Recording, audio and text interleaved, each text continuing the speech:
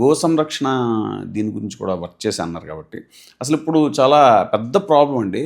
గోవుల్ని రక్షించడం అనేటువంటి దాని మీద ఇంకా విస్తృతంగా గో రక్షణ జరగాలి, లేదా గోవుల యొక్క ఇది పెంచాలి, పాపులేషన్ పెంచాలి. ఎందుకనంటే ఇటీవల మనం చూస్తే కనుక అసలు నెయ్యి, ఇది మన ఆవు నెయ్యి అనేటువంటిది రకరకాల ఇది కెమికల్స్ తోటి తయారవుతోంది. సింథటిక్ ఆవు నెయ్యి వచ్చేస్తుంది. ఇది మన దేవాలయాల్లో వాడేది. మీరు తిరుమల దీని గురించి ఇష్యూ గురించి ఫాలో అయ్యే ఉంటారు. అసలు గోవుల్ని ఇంకా ఎక్కువగా పెంచవచ్చు కదా. అసలు టీటీడీ కూడా ఇంకా పెద్ద సంఖ్యలో గోవుల్ని సంరక్షించవచ్చు కదా, రాష్ట్ర వ్యాప్తంగా కాదు, ఉభయ తెలుగు రాష్ట్రాలే కాదు. సో అప్పుడు ఇంకా మనకి ప్రోడక్ట్ పెరిగే అవకాశం ఉంటుంది కదా. అప్పుడు ఇలాంటి ఈ అడల్ట్రేషన్ ఏదైతే ఉందో దానికి అవకాశం లేకుండా ఉండే ఛాన్స్ ఉంటుంది కదా అనేటువంటి ఒక చర్చ. దీని మీద మీరేమంటారు? అంటే నాకు కూడా ఒక గోశాల ఉంది. ఆవు అంటే ఇక మీకు ఎట్లా అంటే తల్లి కంటే ఎక్కువ, తల్లి పాల కంటే ఆవు పాలు స్ట్రాంగ్ ఉంటాయి అంటారు. చాలామంది పిల్లలకి 1 year 1.5 years తర్వాత ఆవు పాలే పడతారు. అంటే ఆ బోన్ స్ట్రెంగ్త్ కానీ, వ్యాధిగ్రస్తులకి ఆవు పాలు తాగినా కూడా బోన్ స్ట్రెంగ్త్, ఆ వ్యాధి తొందరగా నయంగా ఉంటుంది. ఆపరేషన్, పెద్ద ఆపరేషన్ జరిగిన వాళ్ళకి ఆవు పాలతో హీలింగ్ తొందరగా అవుతుంది. ఆవు మనం ఏదైనా అరటిపండు ఏదైనా పెట్టేప్పుడు నాకుతుంది మన. అంటే దాని గుణం ఎంత మంచిదంటే అది నాకి మన బాడీలో ఉన్న రుగ్మతలన్నీ గుర్తుపడుతుంది. అది మళ్ళీ అడవిలోకి పోయి దాని మూలికలు తినొచ్చి పాలు ఇస్తుంది. ఆ పాలు తాగితే రోగాలు తగ్గిపోతాయి మనకి. అది ఆవు యొక్క గొప్పదనం. 3 పొట్టలు ఉంటాయి. మీరు విషం తినిపించినా దాని పాలు తాగితే మీకేం కాదు. ఆవు అది కామధేను అని అందుకే అంటారు ఆవుని. తర్వాత ఆక్సిజన్, మనం మామూలుగా ఆక్సిజన్ తీసుకొని రిలీజ్ చేసేది కార్బన్ డైఆక్సైడ్. ఆవు ఒక్కటే జంతువు ఆక్సిజన్ తీసుకొని ఆక్సిజన్ని రిలీజ్ చేస్తుంది. సో ఆవు గోశాల పక్కన మీరు పడుకుంటే వ్యాధులు తగ్గిపోతాయి. సరే, ఇది ముఖ్యమంత్రి గారు రేవంత్ రెడ్డి గారు గుర్తించి 100 ఎకరాల్లో తెలంగాణలో 4 ప్లేసుల్లో హయ్యెస్ట్ టెక్నాలజీతోని గోవుల్ని పెంచాలనే ఆలోచన వారు చేయటం చాలా ఆహ్వానించదగ్గ విషయం. ప్రైవేట్గా చాలామంది గోశాలలు మెయింటైన్ చేస్తారు, పెద్ద పెద్ద వాళ్ళు. లక్షలలో గోవుల్ని మెయింటైన్ చేసే వాళ్ళు కూడా దేశవ్యాప్తంగా ఉన్నారు. అయితే ఈ మేజర్ టెంపుల్స్, బాగా రెవెన్యూ ఉన్న టెంపుల్స్, ఇప్పుడు టీటీడీ ఫర్ ఎగ్జాంపుల్ తీసుకుందాం. వాళ్ళు మీరన్నట్టు సొంత గోశాల నుంచే ఆవు తయారు చేయొచ్చు, దాని బై ప్రొడక్ట్స్ అన్నీ తయారు చేయొచ్చు. అట్లనే మీకు ఇంకా సంఖ్య పెంచాలన్నది. అది సరిపోకబట్టే కదా బయట డైరీస్కి ఇవ్వటం. ఇప్పుడు ఈ ఇటీవల వివాదాలన్నీ కూడా అక్కడ ఏదో అడల్ట్రేషన్ జరిగిందని అదని పెంచాలి. ఇది నాట్ ఓన్లీ ఫర్ టీటీడీ లాంటి ఆర్గనైజేషను మిగతా చిన్న గుళ్ళకు కూడా ఆవునయ్యి టీటీడీనే ఇవ్వాలి. అట్లాంటివి పెద్ద దేవాలయాన్ని ఐడెంటిఫై చేసి వాళ్ళ ద్వారా ఇవ్వటం ఒకటి. గవర్నమెంట్లు కూడా ముందరకు వచ్చి గో సంపదను కాపాడుకోవాలి. అదొక ఇండస్ట్రీ లాగా కూడా చేయొచ్చు వాళ్ళు. ఎందుకంటే దాని నుంచి ఇంకా నెయ్యిని డైరెక్ట్గా వాళ్ళే సంగ్రహించి తీసుకునేటువంటి అవకాశం. అంటే మనకి స్వాతంత్రం వచ్చినప్పుడు మన జనాభా 30 కోట్లు అయితే, 32 కోట్లు అయితే గో సంపద 1 కోటి ఉండేది, 100 కోట్లు ఉండేది.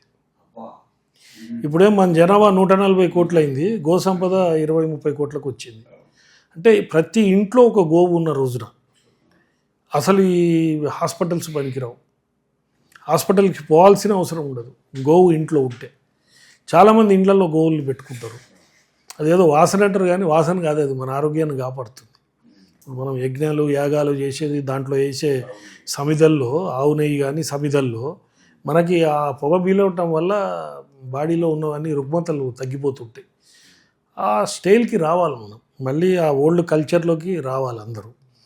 వచ్చిన రోజున 140 కోట్లకి 200 కోట్ల ఆవులు ఎప్పుడైతే తయారైతాయో, ఈ గోవధ కానీ ఇవన్నీ కానీ ఆపేసి ఆ గోవుల్ని కాపాడుకుంటే డెఫినెట్గా మన దేశం ప్రపంచంలో నెంబర్ 1 అవుతుంది. తర్వాత దాని బై ప్రొడక్ట్స్లో గోబర్ గ్యాస్ తయారు చేయొచ్చు. ముఖ్యమంత్రి గారు ఆయన చాలా నాలెడ్జ్ ఉంది ఆయనకి. ఆయన దీన్ని స్టడీ చేసే ఇప్పుడు అనౌన్స్ చేశారు 100 acresలో గోశాలలు 4 పెట్టాలని, హయ్యెస్ట్ టెక్నాలజీతో. అంటే మ్యాన్ పవర్ షార్టేజ్ కూడా కొంచెం ఇబ్బంది అవుతున్నది. పెద్ద పెద్ద గోశాలను నడపాలంటే మ్యాన్ పవర్ షార్టేజ్, దానికి ఏమో టెక్నాలజీ కూడా చాలా వచ్చింది. అవునండి, ఇప్పుడు పాలు పితకడానికి వాటికి కూడా చాలా మిషనరీ చేసి గోవుని కాపాడుకుంటే అది మనని కాపాడుతుంది. ఇక దాంట్లో డౌటే లేదు, దాంట్లో దేశాన్ని కాపాడుతుంది. ధర్మో రక్షితలాగా గోవును రక్షించడం కూడా మనం రక్షించుకోవటం ఇలాగా.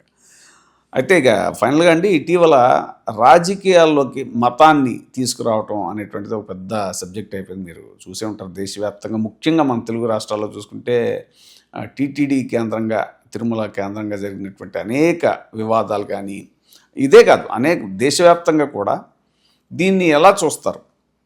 అంటే ఎవరైనా కూడా మనకి దేశమే ఇంపార్టెంట్. ఎవరికైనా ఈ మతాలను ఉపయోగించుకోవటం, మందిరాలను ఉపయోగించుకోవటం, అక్కడ తప్పులు చేయటం అనేది క్షమించరాని నేరం. మీరు ఇక్కడ టీటీడీలో ఆ లడ్డుల వ్యవహారం తీసుకున్నా, లేకపోతే అక్కడ అయోధ్యలో డొనేషన్స్ ఇది కాదు, చాలా తప్పది. ఎందుకంటే నేను ఒక డోనర్గా నాకు బాధ అనిపిస్తుంది. నేను 1,1016 ఇచ్చాను నేను, ఏది రామ్ మందిరానికి. అట్లా కోట్ల మంది ఇచ్చారు కదా ఈ దేశంలో. ఇప్పుడు మనకి ఇక్కడ అంత ఉండదు, కానీ నార్త్ వాళ్ళు నిలువు దోపిడీ ఇచ్చారు చాలామంది. సో అవన్నీ కూడా లెక్కలు తీయాల్సిన అవసరం ఉంది. దాంట్లో ఏదైనా ఎంక్వైరీ సిట్టింగ్ జడ్జితోనే ఎవరితోనే వేసి ఎంక్వైరీ చేసి, హిందువుల మనోభావాలు దెబ్బతిన్నాయి దాంట్లో చాలామంది. ఆ మనోభావాలు దెబ్బతిన్నాయి కాబట్టి దాని మీద పర్ఫెక్ట్ ఎంక్వైరీ చేసి దాన్ని సబ్సైడ్ చేస్తే అందరు కూడా సంతోషపడతారు. ఈ ఇచ్చిన డోనార్స్ అందరికి కూడా గవర్నమెంట్ ఆన్సరబుల్. దానికి వాళ్ళు they have to answer that. దురదృష్టవశాత్తు అదే హిందువుల మనోభావాలను వేరే యాంగిల్లో వాడుతున్నారు తప్ప వాళ్ళు అడ్రస్ చేయాల్సిన సమస్యల విషయంలో అడ్రస్ చేయట్లేదు అనేటువంటిది కూడా ఉంది. ఇంకా ఈ ఎండోమెంట్స్ డిపార్ట్మెంట్లో కూడా మీరు ఏమైనా ఇంకా సంస్కరణలు రావాలని అనుకుంటున్నారా? సరే, ఎండోమెంట్స్ డిపార్ట్మెంట్ చాలా రాష్ట్రాల్లో లేదు, మన దగ్గర ఉన్నది. అంటే ఇప్పుడు ప్రజలలో కూడా ఎండోమెంట్స్ డిపార్ట్మెంట్ అంటే ఏదో ఒక అంకుశం మీద ఉంటే ఇబ్బందికరంగా ఉండకుండా ఉంటుంది. ప్రతి డిపార్ట్మెంట్లో మంచి చెడు రెండు ఉంటాయి. అసలు ఎండోమెంట్స్ తీసేసి అన్నీ పబ్లిక్కే ఇచ్చేయండి గుళ్ళు అని అంటారు. మరి ప్రజలు కూడా మరి డిపార్ట్మెంట్ ఉంటేనే అక్కడ తప్పులు జరుగుతున్నప్పుడు ఇండివిజువల్స్కి ఇచ్చినప్పుడు కూడా ఏమన్నా జరిగే అవకాశం ఉంటుంది. ఎండోమెంట్స్ ప్రాపర్టీలు కాపాడటం, అవన్నీ ఇయర్ మార్క్ చేయటం, చేసిన తర్వాత ఏదైనా దాని మీద ఒక పర్యవేక్షణ ఉంటూ ఏదైనా చేస్తే బాగుంటుందని నా ఉద్దేశం. కానీ పర్యవేక్షణ లేకుండా ఎవరిది వాళ్ళకి ఇచ్చేస్తే అది కూడా తప్పులకు దారితీసే అవకాశం ఉంటుంది. అంటే దానికి ఏదైనా మేధావులు కానీ గవర్నమెంట్ కానీ ఆలోచించాలి. ప్రతి ఎండోమెంట్ డిపార్ట్మెంట్ తీసేది ఉంటే మంచిదే, లేకపోతే దాని మీద పర్యవేక్షణ ఉండాలి. ఏ విధంగా ఉంటుంది పర్యవేక్షణ? మందిరాలను ఎట్లా కాపాడుకుంటాం, ధర్మాన్ని ఎట్లా మనం కాపాడుతాం అనేది దాని మీద ఆలోచించాలి. ఇది చాలా మేధోపతనం చేయాల్సిన అంశం ఇది. దాంట్లో పెద్దలు ఇన్వాల్వ్ అయ్యి ఏదైనా చేస్తే ఐ వెల్కమ్ దట్. సనాతన ధర్మం అనేటువంటిది కూడా ఇప్పుడు రకరకాలుగా ఇది రాజకీయంలోకి లాగబడుతుంది. దాని మీద మీ కామెంట్? ఇప్పుడు రాజకీయాలకి ధర్మానికి సంబంధం లేదు. అన్ని రాజకీయ పార్టీలు దేశం గురించి పనిచేయాలి. దేశం గురించి పనిచేస్తే ఆటోమేటిక్గా ధర్మాన్ని కాపాడిన వాళ్ళు అవుతారు. సనాతన ధర్మాన్ని లేకపోతే ఇంకేదో మతాన్ని వాడుకొని రాజకీయాలు చేయటం మంచిది కాదు ఎవరికైనా కూడా. ఏదైనా ఇబ్బంది వచ్చినప్పుడు రావచ్చు, గవర్నమెంట్లు ఇన్వాల్వ్ కావచ్చు, చేయొచ్చు. కానీ దాన్ని మనము ఓట్ల కింద మార్చుకునే మెకానిజం అనేది ఆ భగవంతుడు కూడా క్షమించడు. అది నాకు నచ్చదు. ఇప్పుడు మనం హిందూ ముస్లిం బాయ్ అన్నాం, కానీ వేరే విధంగా అనలే కదా. అప్పటి నుంచి మనకి అందరూ ఈ సొసైటీలో we are living with all the caste, all religions. సొసైటీలో ఉన్నప్పుడు అందరినీ కలుపుకోవాలి, అందరినీ పోవాలి. దేశభక్తులందరినీ మనం ఒక తాటి మీదకి తీసుకొని వచ్చి ఈ దేశాన్ని నడిపించాలి. దాంట్లో భాగంగా ఏమన్నా లొసుగులు అవి ఉంటే మార్చుకొని అందరు ముందరకు వస్తే దేశం ముందరకు పోతుంది, రామరాజ్యం స్థాపించబడుతుంది. రామరాజ్యం అంటే రామరాజ్యంలో మీకు దొంగతనాలు లేవు, రామరాజ్యంలో భార్య ముందు భర్త చనిపోవటం లేదు, తండ్రి ముందు కొడుకు చనిపోవటం లేదు. ఇట్లాంటివన్నీ రామరాజ్యంలో ఉండేవి కాదు. అట్లాంటి కల్చర్ మనం తీసుకొని రావాలి. తీసుకొని వస్తే ఇది అందరూ కూడా ఎన్జిఓలు కానీ రాజకీయ పార్టీలు కానీ ఒక సమాజాన్ని ఒక చారిటీ బేసిస్లో చూసి కాపాడుకుంటూ పోతేనే ఇది ముందరకు వస్తుంది. అదే మీరు అన్నట్టుగా ఫైనల్గా ఆ ఇంటిగ్రిటీ అనేటువంటిది మతం పేరు చెప్పి ఆ ఇంటిగ్రిటీని దెబ్బతీయకుండా ఉండాలి అనేటువంటిది. Thank you very much sir. ధన్యవాదాలండి. చూస్తున్నామండి 99 TV.